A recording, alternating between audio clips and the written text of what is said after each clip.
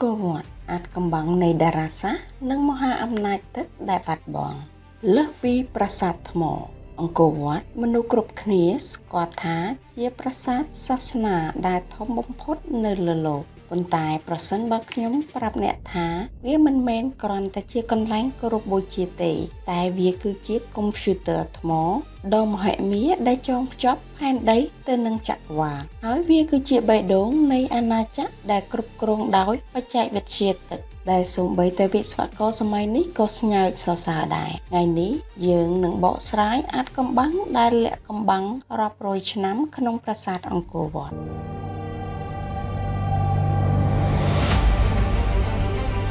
កំបាំងទី1អង្គរវត្តជាម៉ាស៊ីនតារាសាស្ត្រនិងប្រតិទិនថ្មដ៏មហិមាមហាស្នាដៃស្ថាបត្យកម្មដែលកសាងដោយព្រះបាទសូរ្យវរ្ម័នទី2នៅសតវត្សទី12នេះមិនមែនគ្រាន់តែជាកន្លែងបូជាសាសនានោះទេលទ្ធផលស្រាវជ្រាវជាច្រើនទសវត្សរ៍បានស៊ើបអង្កេតឃើញថាគ្រប់រង្វល់ទិសដៅនិងទីតាំងនៃប្រាសាទត្រូវបានគណនាយ៉ាងសុក្រិតបំផុតដើម្បីចងភ្ជាប់ផែនដីទៅនឹងចលនានៃតារានិងចក្រវាឡអ្នកស្រាវជ្រាវបានរកឃើញថាបុព្វបុរសខ្មែរប្រើប្រាស់រង្វាស់ខ្នាតមួយហៅថាហត្ថដើម្បីគណនានិងរចនាប្រាសាទមួយហត្ថខ្មែរបុរាណមានប្រវែងស្មើ 0.435 ម៉ែត្រមួយនាឡិកាព្រះអាទិត្យបាតុភូតសមរាត្រី Equinox នេះគឺជាអាចកំបាំងដ៏ល្បីល្បាញបំផុតដែលទាក់ទាញទេសចររាប់ម៉ឺននាក់ជារៀងរាល់ឆ្នាំតើអ្វីទៅជាសមរាត្រី Equinox សមរាត្រីគឺជាពេលវេលាដែលព្រះអាទិត្យគោចរមកចំកណ្ដាលខ្សែអេក្វាទ័របណ្ដាលឲ្យរយៈកម្ពស់ថ្ងៃនិងយប់មានថេរវេលាស្មើគ្នានៅទូទាំងពិភពលោកបាតុភូតនេះកើតឡើង2ដងក្នុងមួយឆ្នាំទី2ភាពសុក្រិតនៅអង្គរវត្តសមរាត្រីនិទាខរដូវ Vernal Equinox កើតឡើងនៅប្រហែលថ្ងៃទី21ខែមីនានៅពេលព្រឹកព្រលឹមអ្នកទស្សនាដែលឈរនៅច្រកទ្វារខាងលិចនឹងឃើញព្រះអាទិត្យរះចំកំពូលកណ្ដាលនៃប្រាសាទអង្គរវត្តយ៉ាងល្អឥតខ្ចោះសមរាត្រីសរតរដូវ Autumnal Equinox កើតឡើងនៅប្រហែលថ្ងៃទី22កញ្ញាព្រះអាទិត្យនឹងរះចំកំពូលកណ្ដាលម្ដងទៀតអត្ថន័យជាយុទ្ធសាស្ត្រនេះមិនមែនជាការចៃដន្យទេវាបង្ហាញអំពីចំណេះដឹងកម្រិតខ្ពស់របស់ខ្មែរក្នុងការគណនាគន្លងព្រះអាទិត្យដើម្បីរៀបចំប្រតិទិនកសិកម្មដឹងពីរដូវវស្សានិងរដូវប្រាំងនិងពិធីបុណ្យសាសនា 2. អង្គរវត្តជាប្រតិទិនថ្មរង្វាស់នៃយុគសម័យអាចកំបាំងនេះកាន់តែស៊ីជម្រៅដោយសារវារួមបញ្ចូលនៅរង្វាស់រូបវន្តនៃប្រាសាទទៅនឹងគំនិតតារាសាស្ត្រនិងសាសនាហិណ្ឌូអ្នកវិទ្យាសាស្ត្របានរកឃើញថាប្រវែងនៃផ្នែកសំខាន់នៃប្រាសាទជាហត្ថតំណាងឲ្យវត្តពេលវេលាដ៏ធំធេងនៃចក្រវាឡយ៉ូហ្គាកសិនទឹកទទឹងនៃកសិនទឹកជុំវិញប្រាសាទមានប្រវែងប្រហែល 439.78 ហត្ថចំនួននេះទាក់ទងយ៉ាងជិតស្និទ្ធទៅនឹងកាលីយ៉ូហ្គាយុគសម័យទី4ក្នុងសាសនាហិណ្ឌូដែលមានរយៈពេល432,000ឆ្នាំផ្លូវដើរខាងលិចពីកម្មជណ្ដើរដំបូងនៃច្រកចូលខាងលិចទៅកាន់ជណ្ដើរទី1នៃតួប្រាសាទកណ្ដាលមានប្រវែងសរុប 1296 ហត្ថចំនួននេះត្រូវនឹងត្រីតាយ៉ូហ្គាយុគសម័យទី2ដែលមានរយៈពេល1,296,000 ឆ្នាំកំពូលតួប្រាសាទកណ្ដាលរង្វាស់នៃតួប្រាសាទថ្នាក់លើបង្អស់មានបណ្ដោយ189 ហត្ថខាងកើតទៅលិចនិងទៅតឹង 176.37 ហត្ថខាងជើងទៅត្បូងផលបូកមហិមានៅពេលបូក 189 បូក 176.37 ស្មើ 365.37 អត្ថន័យចំនួននេះត្រូវគ្នាយ៉ាងសុក្រិតទៅនឹងចំនួនថ្ងៃក្នុងមួយឆ្នាំ Tropical Year មាន 365.2422 ថ្ងៃអង្គរវត្តគឺជាប្រតិទិនថ្មដែលកត់ត្រារយៈពេល1ឆ្នាំយ៉ាងឥតខ្ចោះ 3. ការរៀបចំទិសដៅសម្រាប់អង្កេតតារាខុសពីប្រាសាទខ្មែរភាគច្រើនដែលបែរមុខទៅទិសខាងកើតអង្គរវត្តបែរមុខទៅ ទិសខាងលិចការសម្រេចចិត្តនេះត្រូវបានគេជឿថាដើម្បីទី1គោរពព្រះវិស្ណុដែលជាទេវៈគ្រប់គ្រងទិសខាងលិចទី2សង្កេតព្រះច័ន្ទការសិក្សាតាមផ្កាយរណបបានរកឃើញថាទីតាំងនៃកំពូលប្រាសាទទាំង5និងច្រកទ្វារត្រូវបានប្រើដើម្បីសង្កេតនៅចលនាព្រះច័ន្ទពេញបូរមីនិងការរះនៃក្រុមផ្កាយសំខាន់ៗក្នុងប្រតិទិនខ្មែរអាថ៌កំបាំងទី2មហាអំណាចធារាសាស្ត្រទីក្រុងដែលរស់ដោយសារទឹកអាថ៌កំបាំងដែលធ្វើឲ្យអង្គរវត្តឈរជើងបានរហូតមកដល់សព្វថ្ងៃមិនមែននៅលើដីទេគឺនៅក្រោមដីអ្នកវិទ្យាសាស្ត្របានរកឃើញថាប្រាសាទដ៏ធ្ងន់នេះអណ្ដែតនៅលើស្រទាប់ខ្សាច់ដែលផ្ទុកដោយទឹកប្រសិនបើទឹកនៅក្នុងកសិណរីងស្ងួតប្រាសាទនឹងស្រុតបាក់ភ្លាមបុព្វបុរសខ្មែរបានបង្កើតម៉ាស៊ីនធារាសាស្ត្រដ៏ស្មុគស្មាញបំផុតក្នុងពិភពលោកបុរាណដើម្បីគ្រប់គ្រងទឹកជំនន់ក្នុងរដូវវស្សានិងរក្សាទឹកក្នុងរដូវប្រាំងនេះគឺជាមូលហេតុដែលអាណាចក្រខ្មែរអាចចិញ្ចឹមមនុស្សបានរាប់លាននាក់ខណៈដែលតំបន់ផ្សេងទៀតជួបគ្រោះទុរភិក្សអង្គរវត្តនិងបច្ចេកវិទ្យាប្រាសាទអណ្ដែតលើទឹកអាថ៌កំបាំងទី2នៃប្រាសាទអង្គរវត្តគឺជាអ្វីដែលធ្វើឲ្យអ្នកវិទ្យាសាស្ត្រនិងវិស្វករសម័យទំនើបងឿងឆ្ងល់បំផុតវាគឺជាមហាអំណាចធារាសាស្ត្រឬប្រព័ន្ធគ្រប់គ្រងទឹកដ៏អស្ចារ្យដែលមិនត្រឹមតែចិញ្ចឹមមនុស្សរាប់លាននាក់ប៉ុណ្ណោះទេប៉ុន្តែវាគឺជាគ្រឹះដែលទ្រទ្រង់ប្រាសាទថ្មដ៏ធ្ងន់បំផុតនេះឲ្យអណ្ដែតនៅលើដីខ្សាច់បានរាប់ពាន់ឆ្នាំ1ភាពជាក់ស្ដែងនៃប្រាសាទអណ្ដែតលើដីខ្សាច់មនុស្សភាគច្រើនគិតថាអង្គរវត្តសង់លើគ្រឹះថ្មរឹងមាំប៉ុន្តែតាមពិតទៅគ្រឹះខាងក្រោមនៃប្រាសាទអង្គរវត្តគឺជាដីខ្សាច់យន្តការវិស្វកម្មបុព្វបុរសខ្មែរបានជីករណ្ដៅដ៏ធំរួចចាក់បំពេញដោយដីខ្សាច់និងក្រួសរួចបង្ហាប់ឲ្យណែនដើម្បីឲ្យដីខ្សាច់នេះនៅតែរឹងមាំមិនរអិលគេត្រូវរក្សាឲ្យវាជោគជាំដោយទឹកជានិច្ចតួនាទីកសិណទឹកដែលព័ទ្ធជុំវិញប្រាសាទដែលមានទទឹង190ម៉ែត្រមិនមែនគ្រាន់តែជាការតុបតែងឬជារបងការពារសត្រូវឡើយវាមានតួនាទីជាអាងរក្សាសម្ពាធទឹកនៅក្នុងកសិណនេះជ្រាបចូលទៅក្រោមដីខ្សាច់នៃគ្រឹះប្រាសាទដើម្បីរក្សាកម្រិតទឹកក្រោមដីឲ្យថេរជានិច្ចប្រសិនបើទឹកនៅក្នុងកសិណរីងស្ងួតសម្ពាធទឹកក្រោមដីនឹងធ្លាក់ចុះធ្វើឲ្យដីខ្សាច់ក្រោមប្រាសាទស្រុតហើយប្រាសាទទាំងមូលនឹងបាក់រលំភ្លាមនេះគឺជាមូលហេតុដែលអង្គរវត្តនៅតែរឹងមាំទោះបីជាមានទម្ងន់ថ្មរាប់លានតោនក៏ដោយទី2បណ្ដាញធារាសាស្ត្រខ្នាតយក្សតាមរយៈបច្ចេកវិទ្យាស្កេនឡាហ្សេលីដាអ្នកស្រាវជ្រាវបានរកឃើញថាអង្គរគឺជាទីក្រុងដែលរីកដុះដាលបំផុតនៅលើលោកមុនសម័យបដិវត្តន៍ឧស្សាហកម្មបារាយណ៍ការកសាងបារាយណ៍ទឹកដ៏ធំដូចជាបារាយណ៍ខាងលិចដែលមានបណ្ដោយ8គីឡូម៉ែត្រអាចផ្ទុកទឹកបានរាប់លានម៉ែត្រគូបទឹកទាំងនេះត្រូវបានប្រើដើម្បីទី1ស្រោចស្រពកសិកម្មធ្វើស្រែបាន3ដងក្នុងមួយឆ្នាំទី2បញ្ចុះកម្ដៅទីក្រុងនិងប្រើប្រាស់ក្នុងជីវភាពប្រចាំថ្ងៃទី3គ្រប់គ្រងទឹកជំនន់ក្នុងរដូវវស្សានិងបញ្ជូនទឹកទៅតាមប្រឡាយតូចៗពេញទីក្រុងប្រព័ន្ធនេះមានភាពស្មុគស្មាញដល់ថ្នាក់អាចបញ្ជះទឹកជំនន់ពីភ្នំគូលែននិងរក្សាទឹកទុកសម្រាប់ប្រើក្នុងរដូវប្រាំងយ៉ាងមានប្រសិទ្ធភាពបំផុតទី3ការដឹកជញ្ជូនថ្មតាមផ្លូវទឹកថ្មភក់រាប់លានដុំ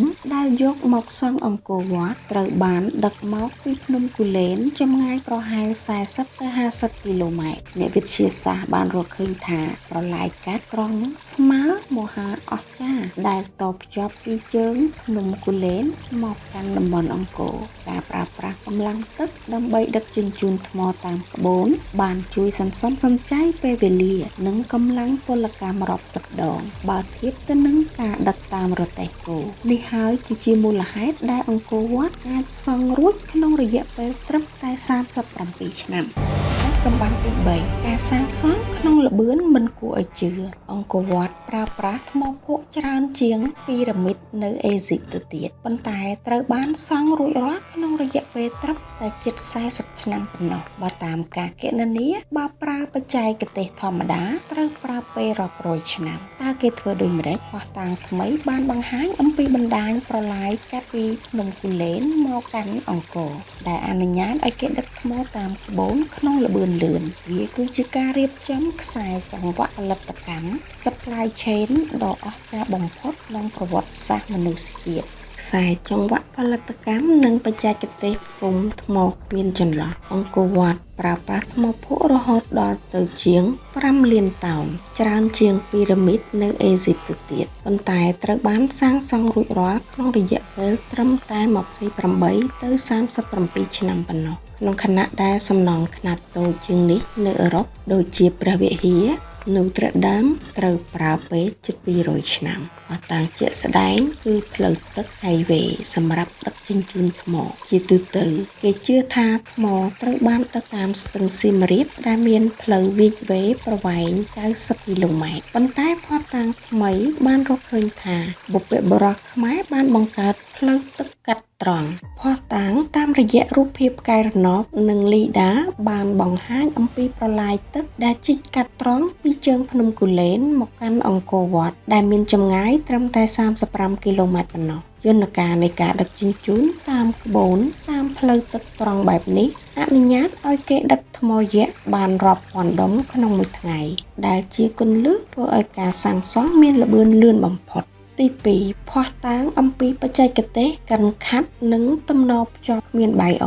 អាចកំបាំងដែលធ្វើឲ្យថ្មអង្គរវត្តជាប់គ្នាយ៉ាងណែនសូម្បីតែសន្លឹកបៀក៏សូកមិនចូលគឺបច្ចេកទេសកាន់ថ្មនឹងថ្មបច្ចេកទេសកម្មករបានយកថ្មភក់ពីដុំមកកិន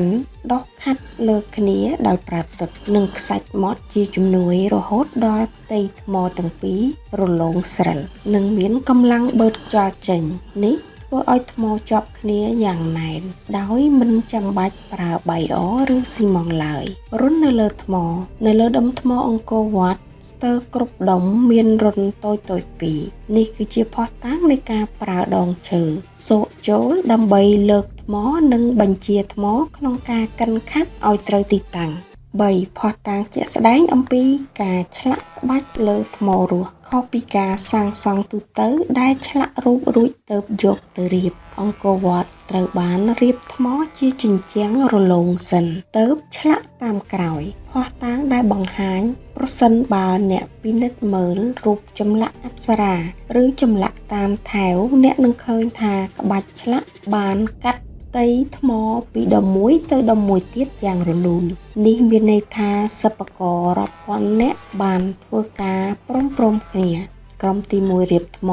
ក្រុមទី2ខាត់ឲ្យរលោងក្រុមទី3គូវាស់វែងនិងក្រុមទី4ឆ្លាក់ក្បាច់នេះគឺជាការគ្រប់គ្រងខ្សែចង្វាក់ផលិតកម្ម Mass Production ដ៏អស្ចារ្យបំផុតមេរៀននិងការបាត់បង់វិបត្តិអាកាសធាតុនិងការដួលរលំនៃមហាអំណាចទឹកការស្វែងយល់អំពីការបាត់បង់និងការដួលរលំនៃអាណាចក្រអង្គរគឺជាមេរៀនដ៏សំខាន់បំផុតសម្រាប់មនុស្សជាតិផ្ទុយពីជំនឿមុនដែលថាអង្គរត្រូវបានបោះបង់ចោលភ្លាមៗដោយសារសង្គ្រាមការសិក្សាស្រាវជ្រាវបែបវិទ្យាសាស្ត្រទំនើបបានបង្ហាញថាវាគឺជាលទ្ធផលនៃវិបត្តិប្រព័ន្ធធារាសាស្ត្រនិងការប្រែប្រួលអាកាសធាតុគ្រោះរាំងស្ងួតនិងទឹកជំនន់ដ៏ខ្លាំងក្លា The Mega Drought នៅសតវត្សទី14និង15តំបន់អាស៊ីអាគ្នេយ៍បានជួបប្រទះនៅបាតុភូតអាកាសធាតុដ៏សាហាវដែលអ្នកវិទ្យាសាស្ត្រហៅថាយុគសម័យទឹកកកតូច Little Ice Age ព្រឹត្តិការណ៍នេះតាមរយៈការសិក្សាចិញ្ចៀនឈើ Tree Ring បានបង្ហាញថាអង្គរបានជួបគ្រោះរាំងស្ងួតកាចសាហាវដែលអូសបន្លាយរាប់សិបឆ្នាំប្រហែលពីឆ្នាំ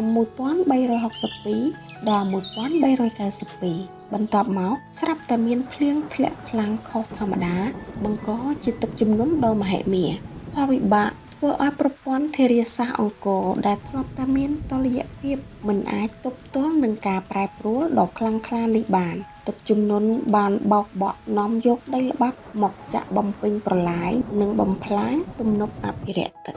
3. មេរៀនសម្រាប់មនុស្សជាតិការបាត់បង់នៃអាណាចក្រអង្គរផ្ដល់មេរៀនចំនួន3យ៉ាងច្បាស់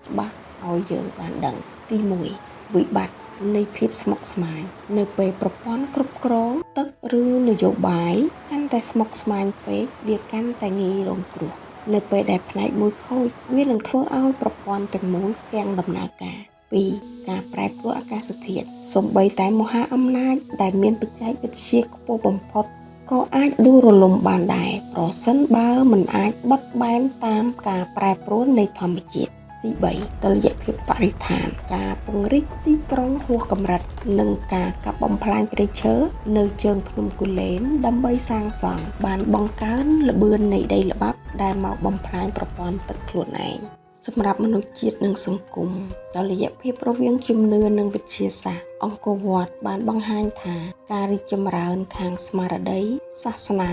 និងការរីកចម្រើនខាងបច្ចេកទេសផ្ដោតទៅលើតារាសាស្ត្រឬក៏វិស្វកម្មអាចដើរទន្ទឹមគ្នាសង្គមមួយដែលខ្លាំងគឺជាសង្គមដែលប្រើប្រាស់វិទ្យាសាស្ត្រដើម្បីបម្រើនៅគុណតម្លៃនៃមនុស្សជាតិភាពធន់នៃវប្បធម៌ទោះបីជាអាណាចក្រនយោបាយដួលរលំប៉ុន្តែអត្តសញ្ញាណដែលកសាងតាមរយៈសិល្បៈនិងស្ថាបត្យកម្មនឹងនៅតែបន្តរស់រាននិងផ្ដល់ថាមពលដល់មនុស្សជាតិរាប់ពាន់ឆ្នាំក្រោយការសម្របខ្លួនទៅនឹងការផ្លាស់ប្ដូរមេរៀននៃការដួលរលំបង្ហាញថាមនុស្សជាតិមិនត្រូវមានមោទនភាពហួសហេតុលើជ័យជំនះរបស់ខ្លួនលើធម្មជាតិឡើយប៉ុន្តែត្រូវរៀនរស់នៅដោយសុខដុមរមនាជាមួយនឹងធម្មជាតិសម្រាប់ការគ្រប់គ្រងនយោបាយអំណាចនៃហេដ្ឋារចនាសម្ព័ន្ធស្ថិរភាពនៃអាណាចក្រខ្មែរផ្អែកលើសន្តិសុខទឹកនិងស្បៀងមេរៀនសម្រាប់អ្នកដឹកនាំគឺបើចង់ឲ្យនយោបាយមានស្ថិរភាពត្រូវធានាឲ្យបាននៅតម្រូវការមូលដ្ឋានរបស់ប្រជាជនទឹកអាហារថាមពលការគ្រប់គ្រងធនធាននិងភស្តុភារល្បឿននៃការសង់អង្គរវត្តបង្ហាញពីសមត្ថភាពចាត់ចែងមនុស្សរាប់សែននាក់និងខ្សែចង្វាក់ផ្គត់ផ្គង់ដ៏ឆ្លាតវៃនេះគឺជាគំរូសម្រាប់រដ្ឋបាលសាធារណៈក្នុងការអនុវត្តគម្រោងខ្នាតជាតិឲ្យមានប្រសិទ្ធភាពសញ្ញាព្រមានពីភាពស្មុគស្មាញនៅពេលរដ្ឋបង្កើតប្រព័ន្ធគ្រប់គ្រងដែលស្មុគស្មាញពេកដូចជាប្រព័ន្ធធារាសាស្ត្រអង្គរវានឹងក្លាយជាបន្ទុកដ៏ធ្ងន់ក្នុងការថែទាំអ្នកដឹកនាំត្រូវគិតគូរអំពីភាពងាយស្រួលនៃការជួសជុលនិងការបត់បែនជាជាងការពង្រីកឲ្យធំតែសម្បកក្រៅសម្រាប់វិស័យសំណង់និងវិស្វកម្មនិរន្តរភាពគ្រឹះបច្ចេកទេសប្រាសាទអណ្ដែតលើទឹកបង្រៀនឲ្យវិស្វករយល់អំពីសារៈសំខាន់នៃភូមិសាស្ត្រនិងជលសាស្ត្រសំណង់ដែលរឹងមាំមិនមែនគ្រាន់តែប្រើសម្ភារៈល្អទេប៉ុន្តែគឺជាសំណង់ដែលចេះប្រើកម្លាំងធម្មជាតិដូចជាសម្ពាធទឹកមកជួយទ្រទ្រង់ភាពសុក្រិតនិងការតម្រឹមប្រាសាទទៅតាមផ្កាយនិងព្រះអាទិត្យបង្រៀនពីការរចនាដែលចងភ្ជាប់ទីកន្លែងទៅនឹងបរិស្ថានជុំវិញខ្សែចង្វាក់ផលិតកម្មការជីកប្រឡាយត្រង់ដើម្បីដឹកថ្ម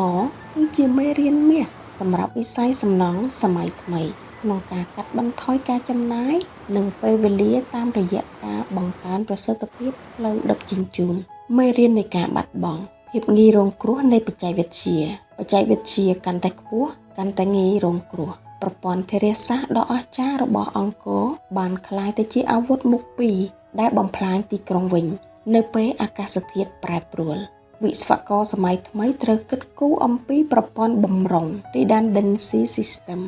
ផលប៉ះពាល់បរិស្ថានការកាប់ព្រៃឈើនៅតំបន់ខាងលើភ្នំគូលែនដើម្បីបម្រើដល់ការសាងសង់និងកសិកម្មបានធ្វើឲ្យដីល្បាប់ហូរមកខ្ទប់ប្រព័ន្ធទឹកនៅខាងក្រោមនេះជាមេរៀនច្បាស់អំពីផលប៉ះពាល់ខ្សែចង្វាក់អេកូឡូស៊ីដែលគម្រោងសំណង់ធំត្រូវតែប្រុងប្រយ័ត្នអង្គរវត្តបង្រៀនយើងថាភាពរុងរឿងដែលគ្មានតុល្យភាពជាមួយធម្មជាតិគឺជាភាពរុងរឿងដែលមិនអាចស្ថិតស្ថេរបានសំណង់ដ៏អស្ចារ្យបំផុតមិនមែនជាសំណង់ដែលមិនអាចបាក់បែកទេប៉ុន្តែគឺជាសំណង់ដែលបន្សល់ទុកនូវប្រាជ្ញាសម្រាប់មនុស្សជំនាន់ក្រោយរៀនសូត្រមេរៀនមាស ពីអច្ឆរិយៈអង្គរវិស័យវិទ្យាសាស្ត្រមេរៀនសំខាន់តុល្យភាពធម្មជាតិការអនុវត្តក្នុងពិភពលោកសម័យថ្មីគឺសំណង់ដែលអស្ចារ្យត្រូវតែរស់នៅដោយសុខដុមរមនាជាមួយបរិស្ថាន Eco Integration វិស័យវិស្វកម្មមេរៀនដ៏សំខាន់គឺគ្រឹះនិងជលសាស្ត្រការអនុវត្តក្នុងពិភពលោកសម័យថ្មីគឺការយល់អំពីកម្លាំងទឹកនិងដីឲ្យច្បាស់មុននឹងសាងសង់មហាសំណង់ Hydraulic Foundation វិស័យនយោបាយមេរៀនសំខាន់គឺសន្តិសុខស្បៀងការអនុវត្តនៅក្នុងពិភពសម័យថ្មីគឺស្ថិរភាពជាតិផ្អែកលើការគ្រប់គ្រងធនធានទឹកនិងកសិកម្មឲ្យបានរឹងមាំវិស័យសង្គមមេរៀនដ៏សំខាន់ស្មារតីច្នៃប្រឌិតការអនុវត្តនៅក្នុងពិភពលោកសម័យថ្មីគឺកុំខ្លាចនឹងសាកល្បងនៅបច្ចេកវិទ្យាថ្មីដូចជាការដឹកថ្មតាមប្រឡាយកាត់ដើម្បីបង្កើននូវប្រសិទ្ធភាព Sustainability ការអនុវត្តនៅក្នុងពិភពលោកសម័យថ្មីភាពជោគជ័យដែលមិនគិតពីផលប៉ះពាល់បរិស្ថាននិងមិនអាចស្ថិតស្ថេរបានយូរអង្វែងឡើយអង្គរវត្តមិនមែនគ្រាន់តែជាមោទនភាពនៃអតីតកាលប៉ុណ្ណោះទេប៉ុន្តែវាគឺជាមគ្គុទ្ទេសក៍សម្រាប់អនាគតវាបង្រៀនយើងនៅ3ចំណុចទី1ប្រាជ្ញាលើសពីកម្លាំងបាយការសង់ប្រាសាទយក្សក្នុងពេលដ៏ខ្លីមិនមែនប្រើតែមនុស្សច្រើនទេគឺប្រើប្រព័ន្ធគ្រប់គ្រងដែលឆ្លាតវៃទី2ធម្មជាតិគឺជាម្ចាស់យើងអាចគ្រប់គ្រងទឹកបានប៉ុន្តែយើងមិនអាចឈ្នះធម្មជាតិបានឡើយប្រសិនបើយើងបំផ្លាញតុល្យភាពរបស់វាទី3អត្តសញ្ញាណគឺជាអមតៈទោះបីជាអាណាចក្រនយោបាយប្រែប្រួលប៉ុន្តែស្នាដៃដែលកាត់ចេញពីចំណេះដឹងនិងសិល្បៈពិតនឹងរស់នៅជារៀងរហូត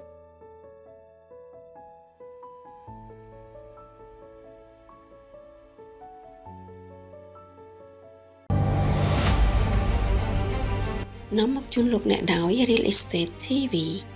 បណ្ដុំព័ត៌មានអចលនទ្រព្យក្នុងតំបន់និងលើពិភពលោកស្ថិតនៅក្នុងដៃលោកអ្នក